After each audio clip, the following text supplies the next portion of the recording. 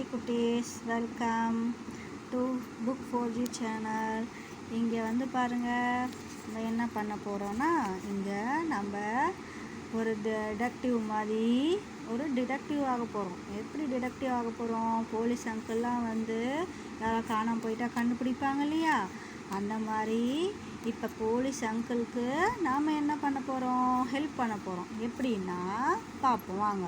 இப்போ இங்கே ஒரு நாய் இருக்குது. நாய் வந்து தன்னோட நாய்க்குட்டியை காணோம் அப்படின்னு சொல்லி இந்த போலீஸ் நாய்க்கிட்ட அவர்கிட்ட வந்து என்ன பண்ணுறாங்க, அந்த போலீஸ் அங்கிள்கிட்ட வந்து கம்ப்ளைண்ட் பண்ணுறாங்க.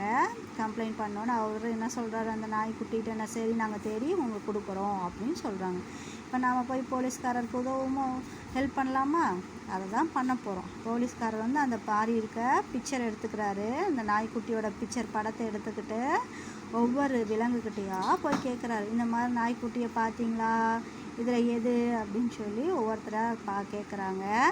இப்போ நாம் பாருங்கள், இதில் நாம் கண்டுபிடிக்கலாமா? இப்போ இந்த மாதிரி நாய்க்குட்டி இதில் எது இருக்குது? இதுவா இதுவா இதுவா இல்லை இங்கே எது இருக்கா? இங்கே இருக்குது. ஸோ இதுதான் அந்த காணாமல் போன நாய்க்குட்டி. ஓகேவா?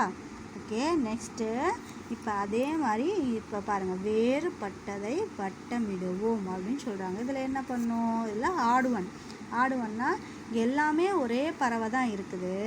ஆனால் அதில் ஒரு சில விஷயங்கள் மட்டும் மாறுபட்டிருக்கும். ஒன்று கண் மாறி வேறு பக்கம் பார்த்துருக்கோம், இல்லை இறகு வேறு பக்கம் இருக்கும், கால் வேறு பக்கம் வச்சுருக்கோம்.